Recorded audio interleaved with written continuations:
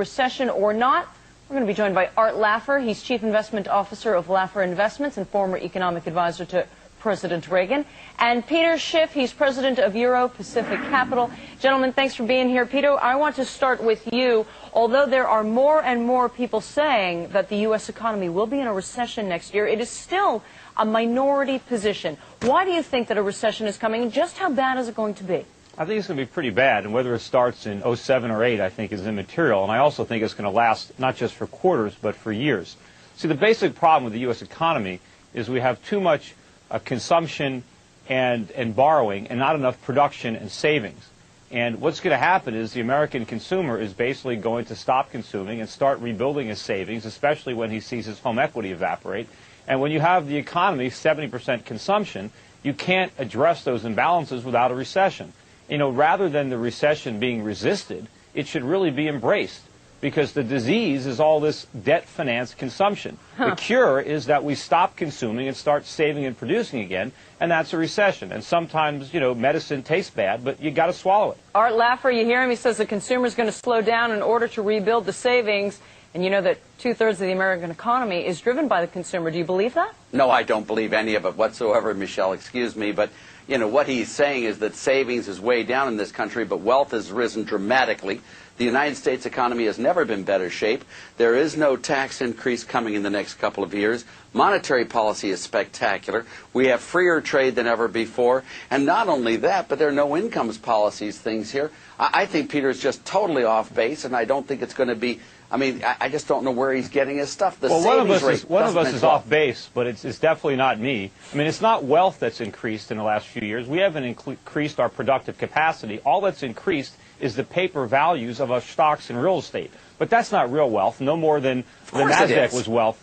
When you see the stock market come down and the real estate bubble burst, all that phony wealth is going to evaporate. And all that's going to be left is all the debt that we accumulated to foreigners. Peter, I'm going to take a bet with you on this one. I'll bet you a penny on this one that if you'll sign a letter saying that if you're wrong, you'll sign a letter that you were wrong to me in this, but you're just way off base. There is nothing out there that tells us we're going to have a nice slowdown, but it's not going to be a crash. Let me ask you this. I'll bet you a lot more than a penny. Big question. Will homes be worth more or less in 2007? Tom, what do you think? You're going to see prices go up about 10%. Here's why. Because you're going to come into a regular, normal market, and in regular, normal markets, that's about what kind of appreciation you get. Home prices up 10% in the coming year. Peter, what do you say? Well, today's home prices are completely unsustainable. They were bid up to these artificial heights by a combination of temporarily low adjustable rate mortgage payments, by a complete, absence of any lending standards, and by speculative buying. And what's going to happen in 2007 is a lot of these artificially low ARM payments are going to be reset upward. You're going to start to see both the government and the lenders reimposing lending standards and tightening up on credit, and you're going to see a lot of the speculative buyers turn into sellers, and these sky-high real estate prices are going to come crashing back down to earth.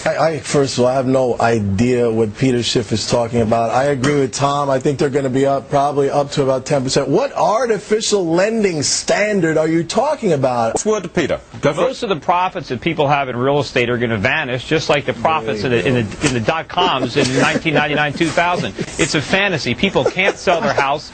The inventories are exploding all over the country. Houses are on the market for 6 months a year. There's no bidders. The prices are going to fall through the floor. You guys are deluding yourselves. We heard it loud and clear from all of our panelists. We thank you very much. And Stein, you say this could be a perfect storm for buyers. What do you mean? I mean that the credit crunch is way overblown. The financials are being given away. They're so unbelievably cheap. Many of the research companies have gotten really whacked and are cheap at this point. The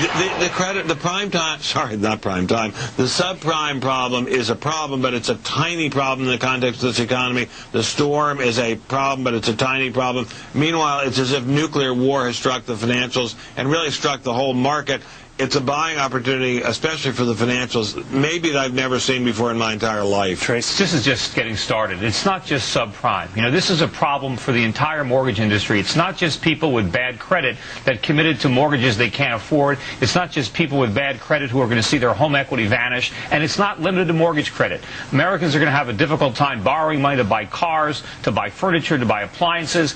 Foreigners around the world have been lending us money for years. They're now finding out that we can't afford to repay. This is going to be an enormous credit crunch. The party is over for the United States. We cannot continue borrowing to live beyond our means and consuming foreign products. It's you must over. be a left right at a party. Huh? No, I'm pretty fun at parties. Okay. I don't just talk about this. Dollars down. But subprime is tiny. Subprime is a tiny blip. It's not tiny, and again, it's not just subprime. It's the entire mortgage market, right? All right. Well, Tracy, you're disagreeing with. Simply wrong. Well, you're simply wrong about that. No, I'm not. You're simply wrong. To Ben's point, defaults for the whole mortgage market are tiny. No, but it's good. Just give it time. Wait till all these mortgages reset. Wait till people realize. So you're saying it's going to be yet to come. Charles, you were just speaking. What do you think? I think volatility is going to be here until we can look at the books of major financials, so that means until the next round of earnings, but I think the worst is over. Ben? Well, I think stocks will be a heck of a lot higher a year from now than they are now. Tracy? Yeah, but we have more volatility to go, at least through September. Stuart? The big banks, the central banks, still have plenty of big guns to fire. They'll fire them when necessary. The worst is over. Peter, I guess razor blades are in order? The worst is yet to come. The fundamentals are not sound. They're awful. If the fundamentals were sound, we wouldn't be having these problems. All right, fair and balanced. Hey, you get to buy blue chip stocks at discount prices, but our pros say you can do that right now. It's time to get more for your money. Ben, what have you got, my friend? Well, the financials, as I keep saying, are just super bargains. I particularly like Merrill Lynch, which is an astonishingly well-run company. You know, a couple of days ago it was trading at barely more than 7 times earnings. Financials typically trade at a low P, but this is a joke. This stock is, they might as well be putting it in cereal boxes and giving it away. That's how cheap it is.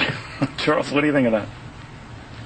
Yeah, I like the financials, too. Merrill isn't my top pick in the group. I think Bear is probably the cheapest, although the riskiest, and some of the others are better. But, you know, the financials are a great place, absolutely. So what are you doing, Charles? I, again, like Ben, like the financials. I like Goldman Sachs. It's like getting Dolce & Gabbana on sale. This is the creme de la creme of Wall Street. It's cheap. Isn't it still up substantially year over year, though? It is down, and it's probably actually going to go further. And I think that people should start nibbling at this thing. Peter, what do you think of that? Look, stay away from the financials. They're toxic. They're not cheap. They're expensive. You think Wow, they're at you think they're at well, let me finish. So pessimistic. Let me finish. You think they're at low PEs. They have no earnings. Their earnings are going to disappear. I remember they have no earnings. Their earnings are huge. Ben, last year when people were talking about last year when people were recommending home builders and they were talking about they're at 5 or 6 times earnings, I said those earnings are fantasy. They're not going to be here. Fantasy about that. No, I'm talking. No, there's a lot of losses coming up in the future. These financials are going to get hit, and they're going to get hit hard. Don't believe what these forecasts are for future earnings. No, it's not. They're going lower. All right, Peter, I wish we had more time with you. I know you want to continue that expose on Santa Claus. Peter, you agree with that?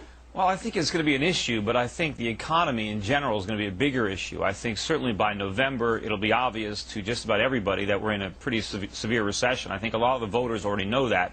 Just some of the people here in Wall Street haven't figured it out yet. But I think that the recession, the economy in general, is going to be a much bigger issue. And unfortunately, I think, you know, it's not tax cuts that we need. We really need a lot of spending cuts. The government has to cut spending because if they cut taxes and then just print the difference, what we get is inflation instead. So we have a little bit more money in our paychecks, but we have to pay a lot more for food. We have to pay a lot more for energy. And, of course, eventually we're going to see a big increase in interest rates as a result of all this inflation. All right, Charles, the crystal ball. Well, you know, if it's between boom and bust, I'll go with boom. I know the first half of the year is going to be tough. There's no doubt about it. But I think by the second half of the year, all these interest rate cuts will work their way through the system. Obviously, I think the housing market will be a lot better than it's been in 2007. The auto market, jobs, unemployment about 4.7%. And I think, Peter, inflation is going to be held in check. What do you like, Charles? Washington Mutual, and I'll add the caveat up front. This is a high-risk play, right? We're catching a falling knife. No kidding. What do you got for us? Well, I think in general people should stay away from stocks. It's going to be another bad year. I'm recommending the ETF GLD. I mean, gold has been doing incredibly well. As I mentioned earlier, it was up 33% last year. I think gold's going to go over $1,000 an ounce next year. I think U.S. stocks are going down.